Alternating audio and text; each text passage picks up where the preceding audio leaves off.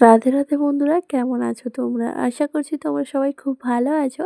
আমিও ভালো আছি। আবারও চলে এলাম তোমাদের সামনে নতুন একটা ভিডিও নিয়ে। পূর্ব মেদিনীপুর জেলার ছোট্ট একটা গ্রাম থেকে আমি পরিণীতা। আমার এই ছোট্ট পরিবার মা ছেলে স্বপ্ন চ্যানেলে তোমাদের জানাই অনেক অনেক স্বাগত আর অনেক ভালোবাসা। আজ হলো মঙ্গলবার দুপুর থেকে তোমাদের সাথে নিয়ে ভিডিওটা শুরু করলাম। আশা করছি আজকের ভিডিওটা তোমাদের ভালো লাগবে। যদি ভালো লেগে থাকে একটা লাইক করে দিও আর কমেন্টে জানিও ভিডিওটা কেমন হয়েছে। তো রান্নাবান্না সেরে এখন জামা কাপড় ধুয়ে নিয়ে চলে এসেছি ওপরে, তাই জন্য ওপর থেকেই তোমাদের সঙ্গে নিয়ে শুরু করলাম ভিডিওটা। তো ছেলে এসেছে ওপরে স্নান করার জন্য। তো দুদিন ধরে ও তো স্নান করছে না। সেদিন আগের দিন তো গ্যাস শেষ হয়ে গেল, তো সেই জন্য ঠান্ডা জলে স্নান করেছিল ওপরে। তো আজকেও বলল কি আমি ওপরে গিয়ে স্নান করব, তুমি দাঁড়াবে চলো। আমার এত বড় ছেলে হয়ে গেছে তাও এখনও ওপরে আসতেই ভয় করছে, জানো তো। একা একা ওপরে আসতে চাইছে না, আমাকে বলছে কি তুমি দাঁড়াবে চলো, আমি স্নান করব। আমি জামা কাপড়গুলো ধুয়ে নিই, তখন আমি জামা কাপড় মেলবো আর তুই স্নান করবি। তো এই বলে মা ছেলে ওপরে এসেছি। ওপরে এসে দেখলাম কি নিচে একজন দাদা, উনি আবার এসে ওপরে স্নান করতে এসছে।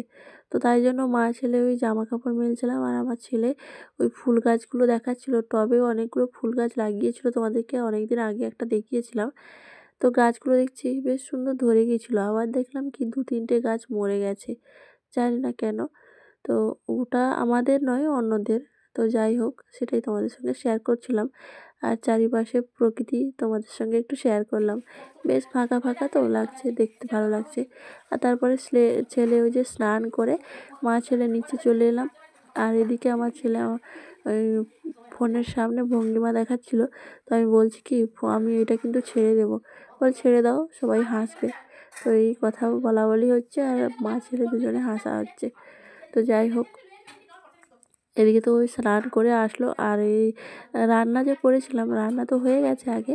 রান্না করেছিলাম তো বাসনগুলো ধোয়া ছিল না, তো বাসনগুলো ধুয়ে নিচ্ছে এখন। আর ও স্নান করতে যাওয়ার আগে বাসনগুলো ধোবো ভাবছিলাম, কিন্তু ও তাড়া দিচ্ছিলো, চলো তুমি দাঁড়াবে চলো আমি স্নান করব, এইরকম বলছে। তো তাই জন্য ওর সঙ্গে গেছিলাম ওপরে। ওপরে ওই চালতার আচার রোদে দিয়েছিলাম আর লেবুর রসটা রোদে দিয়েছিলাম, তো তোমাদেরকে দেখালাম। আর কালকে তো একাদশী ছিল, আমি তো একাদশী পালন করছিলাম। তো আজকে তো দ্বাদশী, তো সেই জন্য সকাল সকাল আমাকে একাদশীটা আমার পালন করতে হতো। তাই সেই জন্য সকাল সকাল আমি কিন্তু আজকে ভাত রান্না করতে করতে আমার পালনের সময় হয়েছিল। তো চালের যে কোনো জিনিস খেলেও নাকি হয়, তো সেই জন্য আমি অল্প একটু মুড়ি খেয়ে নিয়েছিলাম। তারপরে ভাতটাও আমার হয়ে গিয়েছিলো, তারপরে তরকারি টরকারি রান্না করে তো মা ছেলে খাওয়া দাওয়া করে নিয়েছিলাম। ফোনটায় চার্জ ছিল না, তাই জন্য তোমাদের সঙ্গে আর সেরকম কিছু শেয়ার করতে পারিনি। তো আমাদের ছোট সংসারে খাওয়া দাওয়ার পরে তো আর সেরকম কোনো কাজ থাকে না। তো সেই জন্য তোমাদের সামনে বিকেলে এলাম। বিকেলে এখন ঘর দর ঝাঁট দিয়ে নিচ্ছি। তো বিকেল নয়, সন্ধে সন্ধে হয়ে এসছে এখন। এখন তো 5টা বাজা মানেই সন্ধে হয়ে যায়। 5টার আগের থেকেই কেমন সন্ধে সন্ধে, মানে সূর্য অস্ত চলে যায়। তো সেই জন্য অন্ধকার অন্ধকার হয়ে যায় 5টা বাজা মানে। তো যাই হোক, তার একটু আগেই, সন্ধে হওয়ার আগেই আমি ঘরটা ঝাঁট দিয়ে নিচ্ছি, কারণ সন্ধে দেওয়ার পরে আর সন্ধে হয়ে গেলে আর ঘর ঝাঁট দিতে নেই। তো সেটা হচ্ছে অমঙ্গল বা যাই বলো বা যাই হোক। তো সেদিকে ঝাঁট দিয়ে নিচ্ছি। আর এদিকে ছেলে মেয়ে দুজনেই ওপরে এখন খেলা করছে। ওদেরকে আমি ডাকিনি, ওরা পড়তে বসবে। প্রতিদিন এত ডেকে ডেকে বিরক্ত এসে যায়। তো আজকে এখনও ডাকিনি, ওরা নিজের থেকে এসে পড়তে বসবে। তো একটু পরে চলেও এসেছিলো, ডাকতে হয়নি। তো যাই হোক, এখন ঝাঁট দিয়ে ঝাঁটাটা রেখে দিলাম। তারপরে এখন সর্ষেপাতি দিয়ে, এখন তো আজকে তো মঙ্গলবার, তো মঙ্গলবারে একটু ধুনো টুনো জ্বালাতে হয়, সেই জন্য সন্ধ্যা দিতে একটু সময় লাগে। এমনিতেই সময় লাগে সন্ধ্যা দিতে, তারপরে একটু বেশি সময় লাগে, ওই ধুনো টুনো দিতে হয়। আর এইদিকে দেখো, ওই এখন করেছি হরলিক্স আর চা করেছি আমার মা ছেলের জন্য। তবে ছেলেটাকে একটু বকা দিয়েছিলাম পড়তে বসেনি বলে। পরীক্ষা যেহেতু, পড়তে না বসলে কী করে হবে বলো তো। তো ওকে বকা দিয়েছিলাম, তো রেগে আর চা খায়নি। আমি চা খেয়েছি আর মেয়ে হরলিক্স খেয়েছে। তো খাওয়া দাওয়া করে এখন এই যে রান্না করতে চলে এসেছি। তো ওরা তো ওদিকে পড়ছিল, তারপরে মেয়েটাও পড়ছিল, ওর কাছে একটু বসেছিলাম। তারপরে এখন রান্না করতে অনেকটা যেহেতু রাত হয়ে গেছে, সেই জন্য রান্না করতে চলে এসেছি। এখন প্রায় 8টা বেজে গেছে, তো রান্না করতে এখন চলে এসেছি। এই জন্য এদিকে করছি মটর আলুর তরকারি, মানে ঘুগনি করছি। আর ভাবলাম কি রুটি করব। প্রতিদিন ভাত খেতে ভালো লাগে না, জানো তো। ঠান্ডা তো মোটামুটি পড়ে গেছে, তো তাই জন্য রাত্রে এখন প্রতিদিনই প্রায় রুটিই করা হয়। তো রুটিটা আগে আমি খেতাম না, তবে এখন খেতে খেতে না অভ্যস্ত হয়ে গেছে। আমার বাড়ির সবাই রুটি খেতে খুব পছন্দ করে। আমি যখন প্রথম প্রথম বাড়ি আসি, তখন আমার শাশুড়ি মা প্রতিদিন রুটি ভাজতো, তো রুটি করতো। আর আমাদের রুটি করলে বা কোনো তরকারি লাগে না, জানো তো। মানে এখন তরকারি করি, আগে কোনো তরকারি মানে না করলেও চলতো। কারণ আগে তো গরু ছিল, গাই দোয়াল, দুধ দিত গরু, তো সেই দুধ দিয়ে রুটি খাওয়া হতো, নাহলে গুড় দিয়ে এরকম করে রুটি খাওয়া হতো। তো সেই জন্য না কোনো তরকারি না করলেও চলতো। তো দেখতাম প্রত্যেক দিনই রুটি।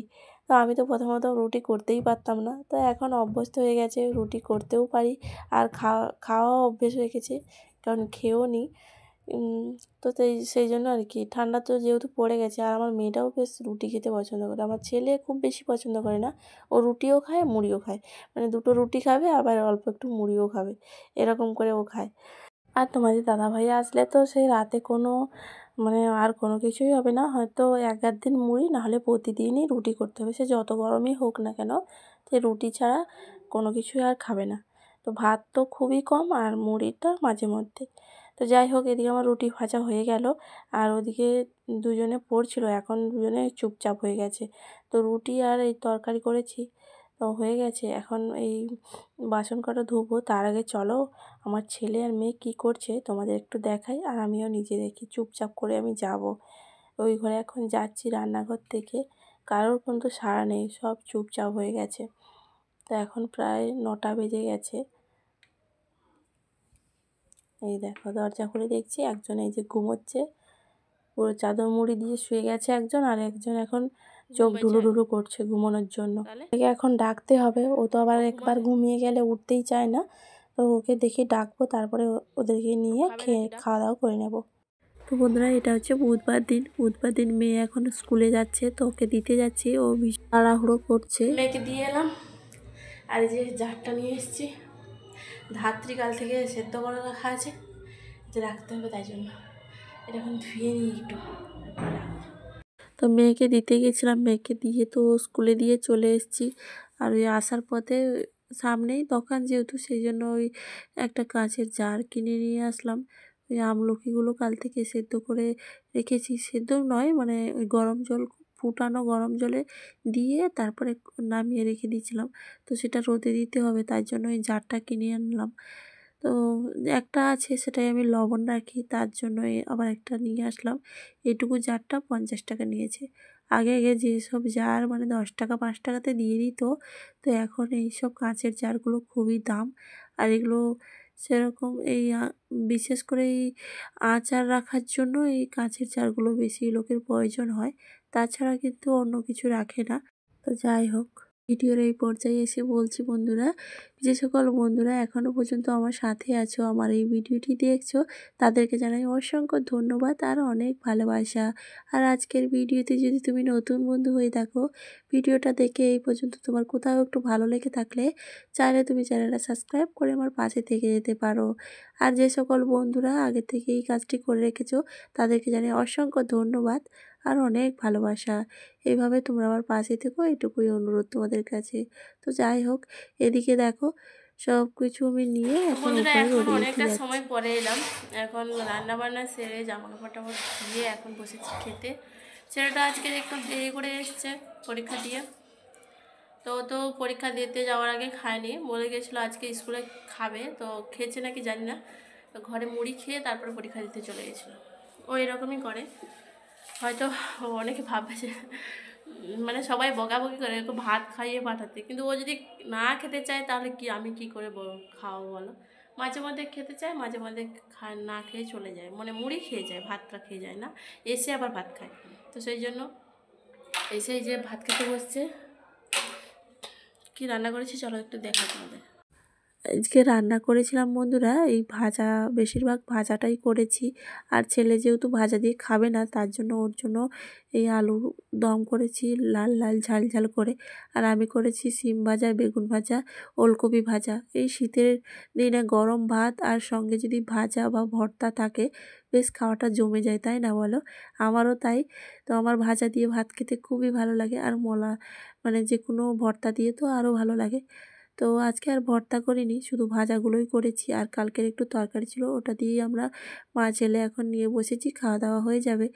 শীতের প্রথমেই ভাজা করলাম। তো আবারও আজকে সবজিপাতি নিয়ে এসেছি সন্ধেবেলায়, যে দেখতেই পাচ্ছ এখন মেয়েটা এই আটা নিয়ে কী সব খেলা করছে, ও আটা রুটি বানাচ্ছে ও।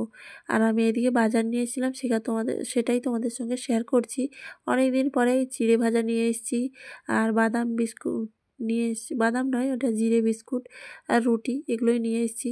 অনেক দিন বেকারি বিস্কুট নিয়ে আসা হয় না। আর শীতের সকালেই চা আর একটু চিড়ে ভাজা যদি হয় তো বেশ জমে যায়। তো তার জন্য চিড়ে ভাজা নিয়ে এসেছি, আর এই যে সবজিপাতি নিয়ে এসেছি। আর আজকে করেছি রুটি। এটা হচ্ছে দুপুরের একটু তরকারি আছে, আর গুড় দিয়ে খাওয়া হয়ে যাবে। তবে আজ আসি বন্ধুরা, সবাই ভালো থেকো, সুস্থ থেকো, আবার দেখা হবে।